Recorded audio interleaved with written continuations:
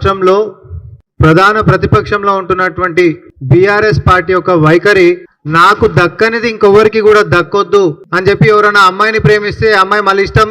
లేదు అని చెప్పి గిట చెప్తే మోహం మీద యాసిడ్లు పోసినటువంటి సందర్భాలు చాలా చూసినాం సైకోగలవి. నాకు దక్కంది ఎవరికి దక్కొద్దు అనేటటువంటి ఒక సైకోయిజం కనిపిస్తుంది మనకు దాంట్లో. సేమ్ అట్లనే మేము అధికారంలో ఉంటేనే ఈ రాష్ట్రం మొత్తం కట్టు బానిసలు లెక్కనేమో మేము అధికారంలో ఉన్నప్పుడు ఉండాలి, మే అధికారంలో గిట్ట లేకపోతే రాష్ట్రం మొత్తం వల్లకాడు కావాలనేటటువంటి దురుద్దేశంతో రాజకీయాలు చేస్తున్నటువంటి బీఆర్ఎస్ నేతల యొక్క కుట్రలు రోజుకొకటి బయటికి మేము చెప్తానే ఉన్నాం. వారి స్వార్థ రాజకీయ పబ్బం కోసం అవసరమైతే సామాన్యులని సంపైనా సరే వారి యొక్క మనుగడ రాజకీయ మనుగడ ముందుకు పోవాలనేటటువంటి కుట్రలు ఎట్లా చేస్తారో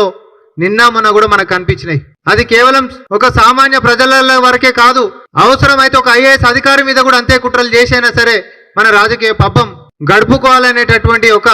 కుట్ర మరి నిన్న మనకు బహిర్గతమైంది. ఈ రాష్ట్రంలో ప్రజా పరిపాలన కాంగ్రెస్ పార్టీ అధికారంలోకి వచ్చిన తర్వాత దేశంలో ఏ ముఖ్యమంత్రి అతి తక్కువ సమయంలో చేయనని ఎక్కువ రివ్యూలు, విప్లవాత్మకమైనటువంటి మార్పు కోసం ఒక పక్క అప్పుల కుప్ప లెక్క ఉంటున్నటువంటి పెద్ద ఛాలెంజ్ ని ఎదుర్కొంటూ ఇచ్చినటువంటి మాట మీద నిలబడాలనేటటువంటి చిత్తశుద్ధితో ఒక్కొక్క హామీని ప్రమాణ స్వీకారం చేసినటువంటి 48 గంటల్లోనే 2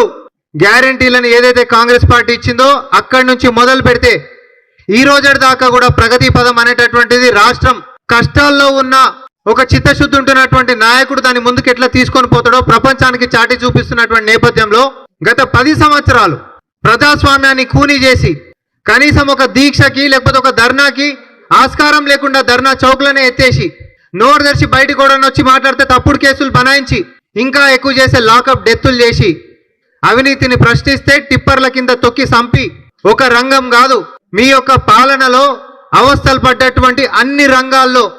మీ సొంత పార్టీ సర్పంచుల యొక్క ఆత్మహత్యలకించి మొదలు పెట్టుకుంటే విద్యార్థుల దాకా కూడా లెటర్లు రాసి ఆత్మహత్యలు ఎట్లా చేసుకురో గత 10 సంవత్సరాల చీకటి పరిపాలన మీ యొక్క ట్రాక్ రికార్డ్.